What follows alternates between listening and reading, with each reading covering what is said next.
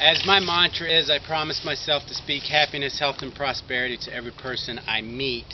I realize that a lot of my focus has been on the health and prosperity, which my passion is the happiness. That's been my goal as far back as around 13, age 13, on my search for inner happiness. And over the past few years, I have found happiness. So you might be asking yourself, why is he out in the middle of the woods? And I'm doing this to illustrate a point.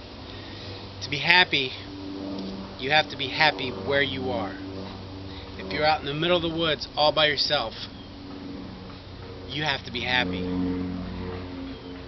Your mother, your father, your children, your boyfriend, your girlfriend, your wife, your husband, the car, the house, none of that is going to make you happy. You have to be happy, and until you can be happy on the inside, nothing else is going to make you happy. It might give you temporary happiness. Money can't buy you happiness. It sure makes things a lot easier and better, and you can have fun with it, but happiness comes in here. And for those of you that don't believe in something outside of yourself or beyond you, I'm not going to try and convince you otherwise, but that's where my happiness comes from, knowing that the connection I have with my Creator. You have to have something to believe in. Now I'm going to claim this phrase, this quote. It hit me the other day. If you're not living for something that you would die for, then you're not living. So give that some thought. Real quick, I just want to give you, because there will be more, my videos aren't scripted. I think about them, but I don't really write them down, so it's off the cuff. I know I'm going to forget stuff. I've got tons of stuff I want to share. I want to give you some of my background, though, why I feel that I have something to share with you, where I've gained my knowledge from, other than the University of Hard Knocks, the School of Hard Knocks, whatever you want to call it, learning from life. A lot of it has come from there, but I have educated myself, personal development, self-improvement, and I'm going to take you on that quick journey. It started back probably about 4 years ago. My wonderful sister-in-law, my sister from another mister, shared a CD series from Dr. Wayne Dyer, Power of Intention. Started there. I'm listening to this stuff, and I'm like, wow, that's the way I think. And then he says some other stuff. Wow, I didn't really look at it that way. So I started hunger. I've always been searching, but I was like, wow, I had started a quest there, and I said, what's next? So then I hear about The Secret. The Secret, by Rhonda Bynes. So I go to Barnes & Noble, and I go look for The Secret. I didn't know that was the name of it. I thought it was just a secret, but I knew it was the Law of Attraction. So I come across this CD series, The Law of Attraction by Esther and Jerry Hicks, The Teachings of Abraham. I'm like, okay. So I get it. I start listening to it. Very interesting. They are more of a supernatural teaching. Abraham is a group of non-physical beings that teach the Law of Attraction, speaking through Esther. I question that, but that's not what I was listening to it for. I was listening to the message, and I was like, wow, more stuff the way I thought, and more of, wow, I didn't think of that. The quest continues. Next, was Joel Osteen. I'm familiar with Joel Osteen. I've heard some of his stuff, so I go out and get his book on CD. I'm not much of a reader, so I usually listen to the CDs in the car, on my MP3 player, or wherever I can. Your Best Life Now. So I'm listening to that. More good stuff. I'm like, okay, wow. So now I've got 3 different points of views from 3 different angles. So I wanted more. The next one was who did I get next? Tony Robbins. Or no, actually it was Maxwell Maltz, Psycho-Cybernetics. Maxwell Maltz was a plastic surgeon that had learned that sometimes no matter what kind of surgery he does on people, they didn't see any change. So he realized they had to change from the inside out. So listen to that. I was like, wow, okay. Then it was Tony Robbins, which I'm surprised as big as Tony Robbins was that I didn't come across him sooner. But so here I had Wayne Dyer, who's more on the spiritual side. Then I had Jerry and Esther Hicks, that's more of the supernatural side. Then Psycho-Cybernetics, that's more of the scientific side.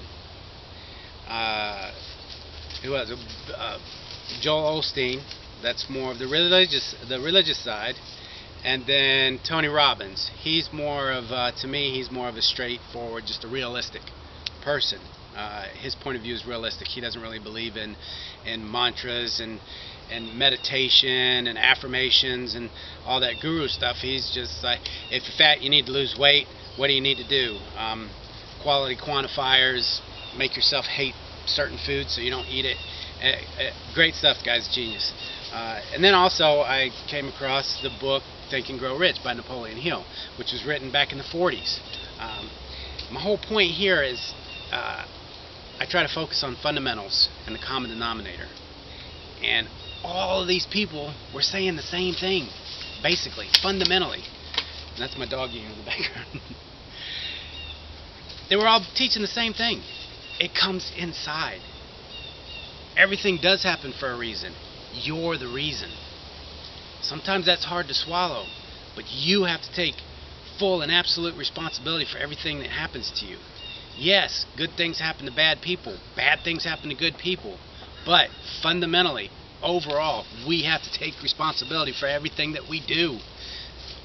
It's the only way we're going to move forward. And that's the one thing I learned from all these different points of view. And I mean, I'm still, if you go to my website, ronschoice.ws, and go to the self-improvement tab, all the books and all the CDs that I've ever listened to and where I'm getting my information from is on there. So yeah, please take a look at that. It doesn't matter where you start, you just have to start.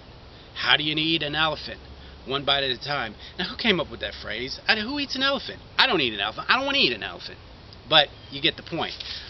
The journey of 1,000 miles starts with one step. You don't have to be perfect to start. You just have to start. So pick something that resonates with you. When you're picking a mentor, these people are my mentors, even though I haven't met them in person. Find someone that resonates with you and follow them. All these people that I mentioned have several CDs, several books, whatever it takes to help you be a better person, to help you be a better you. The Army has the best phrase that's out there: be all you can be. And you got to be happy on the inside, right here where you are. You can't say that I'll wait till I get out of school, or I'll wait till I get the new house, or I'll wait till I get the new job, or if my kids would just listen to me, or if my spouse would just do what I ask. No, you, right here. That's why I do believe in meditation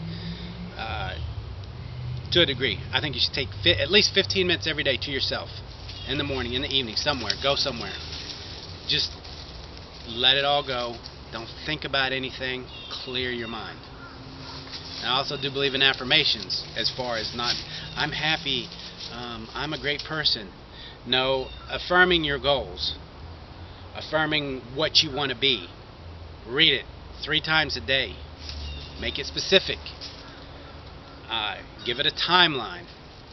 I'm going to go over all this in detail as we go on. I just wanted to give you a basic overview of what my purpose is, why I'm doing this. I want to share. This is my purpose in life. Some people are meant to be a doctor. Some people were meant to go on missions. Some people were meant to just be and be happy. Sometimes that's all you have to do. A smile goes a long way. When you smile at somebody, I used to never smile. I used to never give compliments. I was afraid someone was going to take it the wrong way. One of my New Year's resolutions many years ago was if I thought something nice about someone, I would say it. And particularly to girls, I was like, I don't want them to take it the wrong way. You know what? You have nice nails. You smell nice. Whatever. And that's what it was. I left it at that. You'd be surprised how that makes people feel. How do you feel when someone gives you a compliment or smiles at you? And I smile at people, and they just, some of them, I feel for them. I don't feel bad because I don't want to feel bad. So don't let other people control you. Don't let other people's actions and words determine how you're going to feel. You can't say, well, he made me feel this way. No, you allowed them to let you feel that way. Take charge. Be happy. Be happy on the inside. It takes a lot of work. It's a journey. Life is a journey. The joy is in the journey, not the destination, not the goal. Reaching one goal is just the beginning of another. Set your goals. If you ever lay around and you're in your bed, you're just thinking, oh, I wish I was skinnier or better shape, or I wish I had this, or I wish I had that. Make a plan. Make it happen. If you want to write a book, write that book. Do it. Do it. Be happy from the inside. RonsChoice.ws. Many sources and resources in there to help you get there. That's all I want to do. I want you to be happy. Here's to your happiness, health, and prosperity. I love you.